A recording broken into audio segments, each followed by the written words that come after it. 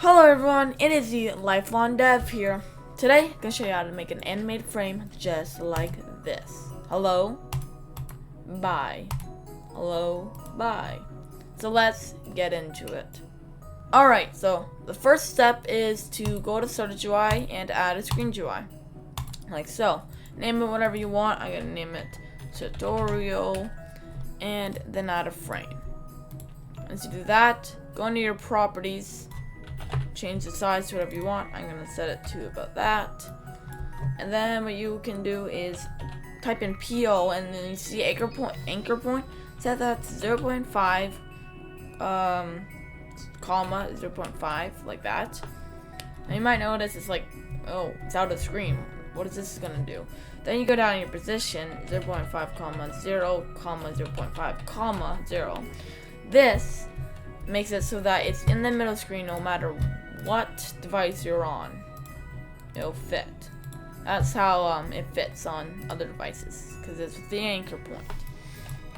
And then what we're going to do, name it whatever you want. I'm going to name this moving frame, just like in here has moving frame.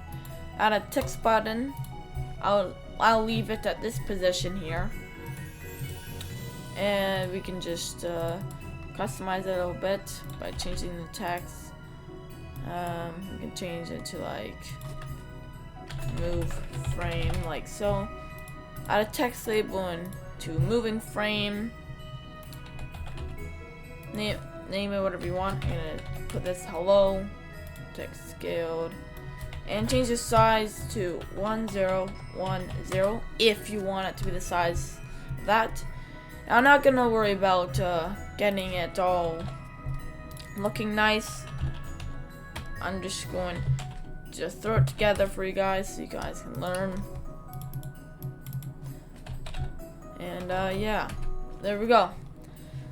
Now what I'm gonna do, I'm gonna add a local script. That's what you need to do. Add a local script into your text button. And then, now we're into the scripting. So, set on, actually local on equals to false. That is a variable so that once it's moving, it'll be false, or when it's at a certain position, it'll be on false or true. Then local f equals to script.parent.moving frame. Basically what this is it just, instead of doing script.parent.moving frame dot like size or dot position or whatever, instead of doing that, it'll just shorten it to f. Basically it's a variable. And now what we do is function click. What this is a function. So whenever we press a button, we're gonna make it so that it runs this function. So next up, what we need to do is we need to actually do the script. So if on equals false, then what we're gonna do, now this is where it gets a little bit more technical and stuff. So we do f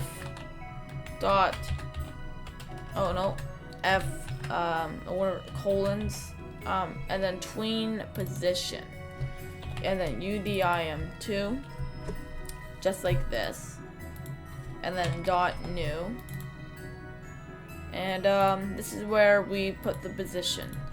So actually this also I forgot to add a variable. We gotta do local t equals to f dot text label, because that's so that you can change it. So let's just go down here. T dot text label equals to we could do, so what is it here? It's hello, so we can do bye. Now here is the position that you want it to be to go. So let's just go over here, skip that real quick, and do this like this, comma, and then apostrophes, and then out, and then over here another comma, and then 1. Now over here it's gonna be the position. So we can look back and see what position we set this to. I'm pretty sure we set this one to 0. Yes, we set it to that. So this is gonna be the position is whenever it actually goes out. So we can copy this position here, copy it, and we paste it right in there.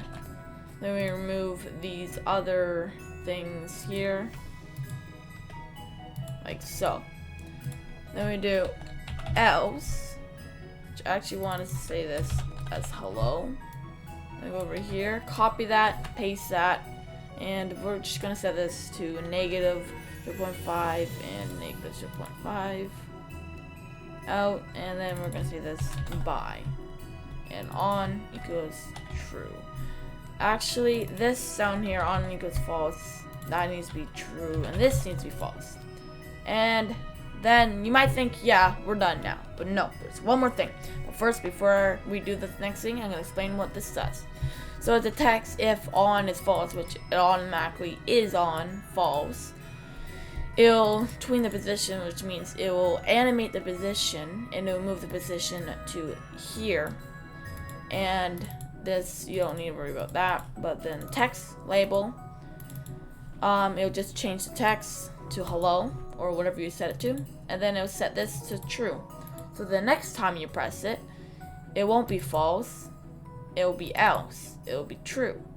So then it'll set F tween position back to where it was, it'll move to this position, changing the text to by, and then on equals false, which we're gonna copy this position, make sure is it, and we're gonna change this position to this. Nope, wrong thing. I'm gonna change this position, moving frame to this.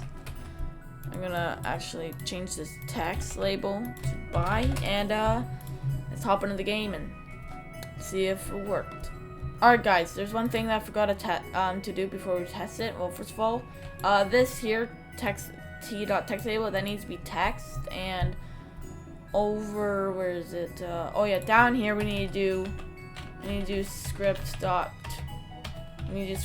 parent dot mouse button one down right here. So basically, when this is pressed, mouse button one down, connect. Actually, no, we don't do function. We do click right there, and now it'll work. So now let's see in the game. Make sure you don't skip that part. Hopefully you didn't skip that part of the fixing, because we forgot that thing, but that's fine. Also, I'll leave the script down below if your script's not working, or if you just don't feel like learning. Let's hop in now. Alright guys, we're in now. So we're gonna test it now. Press move frame, and there you go. There it is. Press it again, and it says bye. Hello, bye. There it is. It may break sometimes, but it works. Now it just broke, but it works, and now it broke. Well, that's nice, but you don't want to press it too many times, or well, it'll break. But there you go.